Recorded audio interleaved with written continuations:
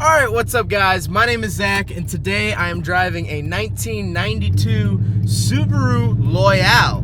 Up front is a 1.8 liter flat 4 and down below is a 3-speed automatic gearbox. And if you'd like to read more of my thoughts about the Subaru Loyale, head on over to carmarshal.com/overdrive where I'll be writing an article about the car and about my general thoughts on how Subaru has changed over the years. This being a 1992, I definitely noticed some differences. Let's get back to that flat 4 1.8 liter engine. Well, Subaru's known for their flat 4s, and this car sounds very much like a Subaru. Although it's not turbocharged, it puts out about 90 horsepower and 100 foot-pounds of torque.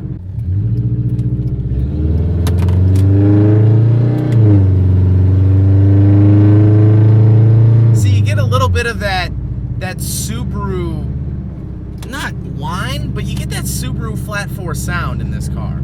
So it's not the fastest thing in the world. This engine to me is like club soda. You ever drink club soda but you don't know it's club soda, and so you expect Sprite or 7-Up or whatever, and it hits your lips and you're like, oh yeah, it's a carbonated drink. But then there's no taste afterwards, and then you're like, what is this? That's what this engine's like, because it sounds like a Subaru. When it passes by, you think, oh, Subaru. My girlfriend makes fun of me because every time I hear a Subaru, I'll stop whatever I'm doing and look. It's so iconically Subaru, but it's not turbocharged like all the other Subarus I've driven, so when you put your foot in it, alright, now we're doing the speed limit. The automatic isn't really great. It's a little clunky. It's a little sloshy, but you have to remember this was really designed. This is really an 80s car, which is pretty noticeable by the front bumper, but this is an 80s car. It's an 80s designed car. And so automatic technology back in the 80s isn't what it is today. We have been spoiled by ZF transmissions and, 8-speed gearboxes that shift within milliseconds. So you kind of forget that automatics really weren't all that great until recently.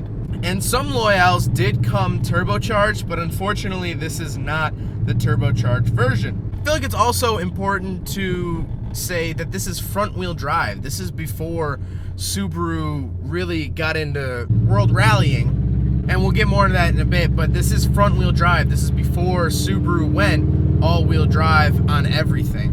So let's talk about the interior. Well, in front of me I have plain white base gauges, and you know what? I think they're really clean. I think they're really simple, and they tell me everything I need to know. Yes, I have a speedometer, I have a tachometer, I have my temperature, oil pressure, voltage, and fuel.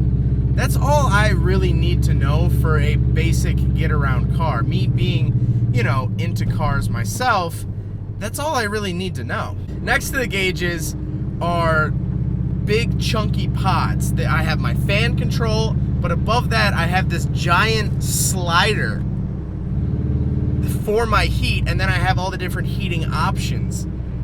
To the left I have the defrosters for the rear window and my hazard switches, which again are on huge buttons. I just really like these kind of Starship Command buttons on either side. It's super retro, super 80s, and I talked about it with the Chevy S10, the 1988 Chevy S10 that I drove, and my RX-7 has the same one. It has big chunky buttons on either side, and I love that. It's super dated, but it's super awesome. Then in the center there are two little heating and cooling vents. Down below, the radio has since been replaced. It is an aftermarket unit. To the left of me, I have the window switches, which are switches. They're on the door, first of all. They're not angled at any way towards the driver. They're just on the door, which I think is really weird. It's like they just put them there out of necessity. They didn't even think about the driver. They didn't even worry about that. It almost seems like they're so worried about getting all of the buttons on the door that they forgot that it was even going on a door. The seats are actually decently comfortable. I was actually genuinely surprised because this is sort of a a lower end car, but I'm actually starting to really love the seats, and the seat fabric actually carries on to the door, which I think really ties the interior together. But you can't talk about a Subaru's interior without talking about their back seat, which is, of course, as always, atrocious. I don't understand why Subaru can't make good back seats.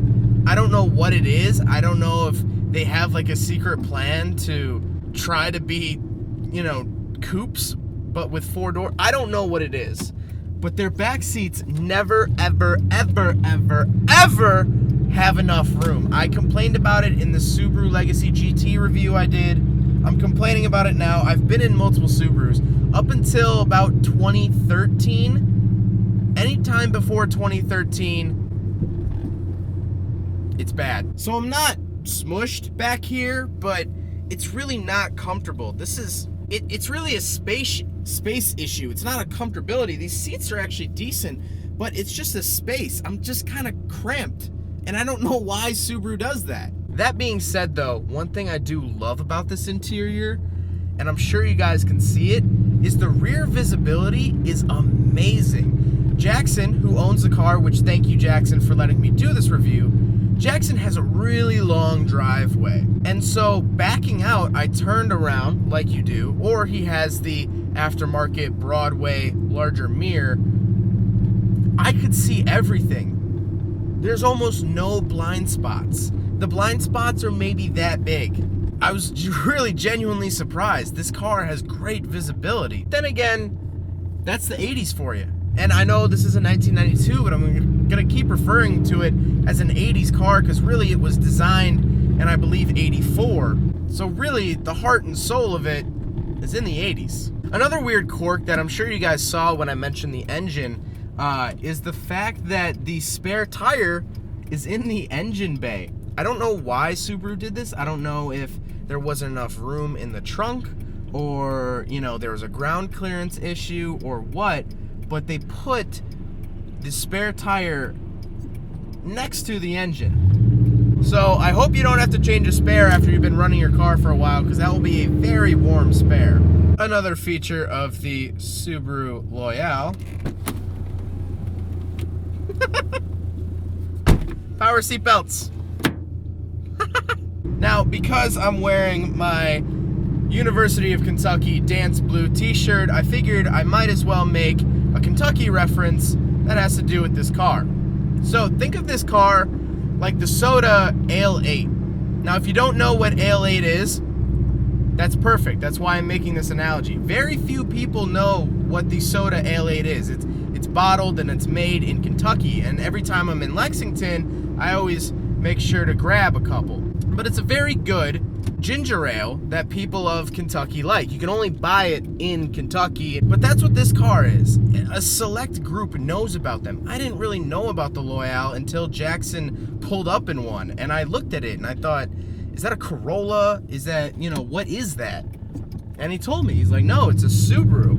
And then I heard the engine and I'm like, oh, he's right, it's a Subaru. But such a small select group knows about these cars and really likes the cars, like the ginger ale in Kentucky. But the reason I like this car is because of the heritage. This car came before Subaru was really the Subaru that we know today.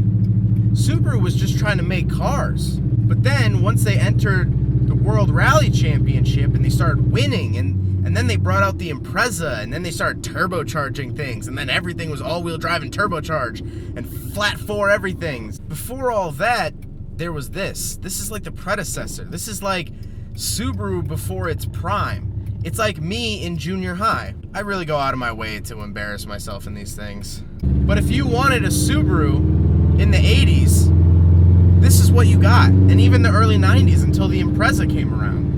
Well, I hope you guys enjoyed the video. I hope you guys learned something about the 1992 Subaru Loyale. If you want more of my thoughts, head on over to carmarshall.com/overdrive. But again, hope you guys enjoyed it. Don't forget to rate the video, comment on the video, and subscribe if you really liked it. Take care, guys.